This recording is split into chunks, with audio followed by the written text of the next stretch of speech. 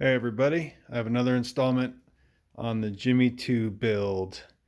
I'm getting close to getting the seat tops on, so I wanted to take a video just to show what I've done. Before I glue those on, I have my stringers in, the seat carlins, the sides are glued on. I can't remember if those were done before. On my last video, I cut out 2 access holes on the seat sides for whatever, for airing out the seat cavities there in between trips on the boat. I'd probably just leave those open as I store the boat. And then I have my fuel receptacle, I'll call it. I explained that, I think, in a previous video.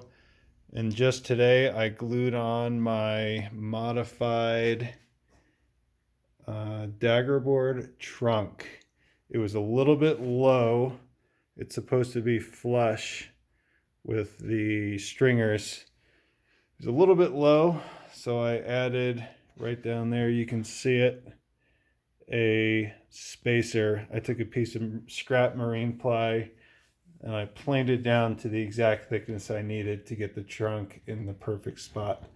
So I glued that down first with silica thickened epoxy, and then I glued the daggerboard trunk on the way that the instruction book tells you to. So that's done, which I'm really happy about. I think my design's going to work well.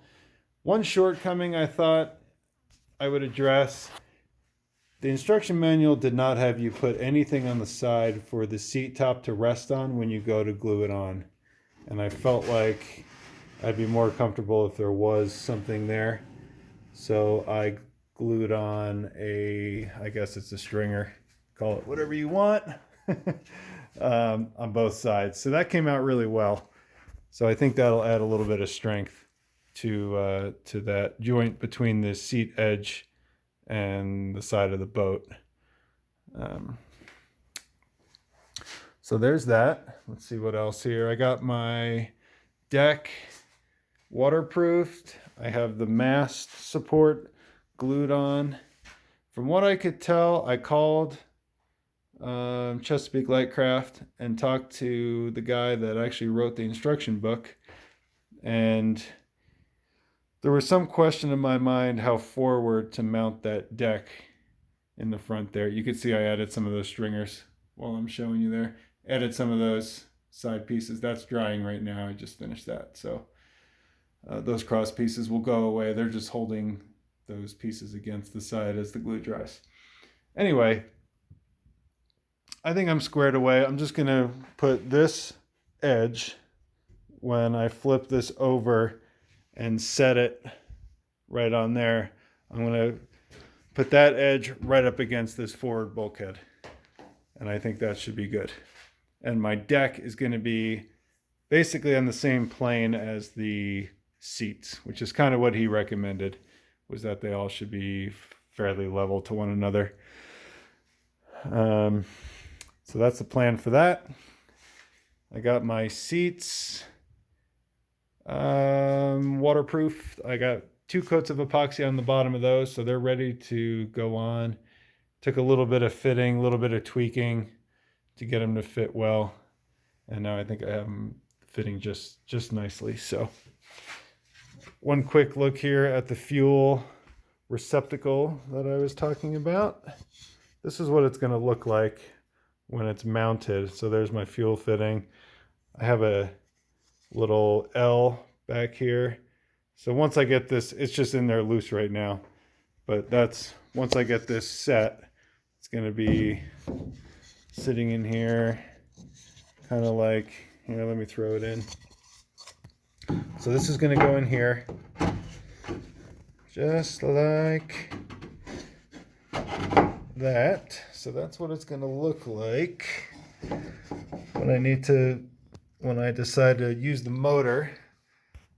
I'm just going to be able to plug my fuel line right into there. Then it'll be a short run right to the motor.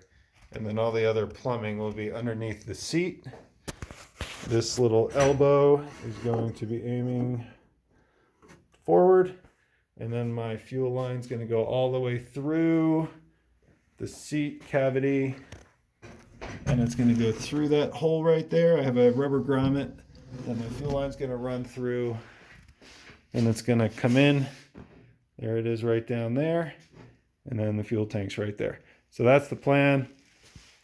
I'll do some test running in the yard to make sure the motors will run fine with that length of fuel line. It's still kind of unknown in my mind, but all in all, pretty happy with how that's going to look. I'm just going to screw that with some finished screws, stainless steel screws. That way I can remove it, and if I ever feel like I need to change that fuel line out, I can do that pretty easily between that opening, which I can fit my hand through, that center opening, and then I can access the forward hull from the hatch that I'm going to put in the forward deck.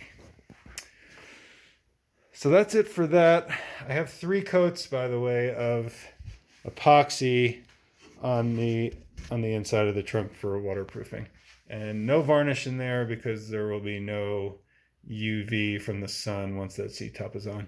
That was one of the questions I had as well for Chesapeake Lightcraft. When I called them, they said no need to put any varnish on that. Another thing I did, I re-engineered and I use the term engineer very loosely, re-engineered the quarter knees that are going to be going back between the side of the boat, or spanning the side of the boat and the transom. So that'll be that piece right there. I've been thinking about how I could reinforce the transom a little more than they're designed because of my slightly larger motor, which I'm still wondering if I should have gotten. So what I did, I just extended it. So there's the new ones. So these are the 2 old ones here. And then the new ones, I extended this dimension out a little further so it extends toward the center of the transom a little bit more. You can see the difference there. It's about 1.5 inches or 2 inches or so. Just a little bit, peace of mind. Again, no engineering was really behind that. It was just eyeballing. And then the length of it, I kept the same because I figured that's a pretty good amount of support coming from the side of the boat.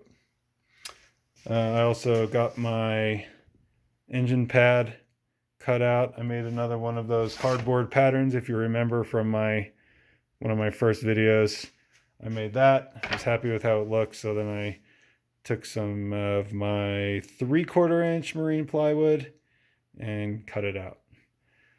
One nice thing, fun thing, my wife got me a branding iron for my woodworking projects. So I think that's where I'm gonna put it.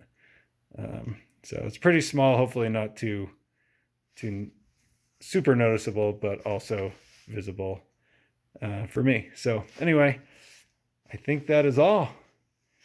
So next time, I'm guessing my seats will be installed, and as well as the forward deck. There goes my heater.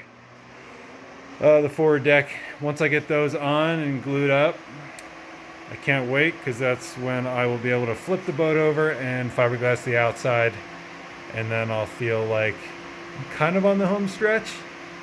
But I do know I have a lot more to go. So I ordered a bunch of the sailing hardware today, the pulleys and that kind of stuff.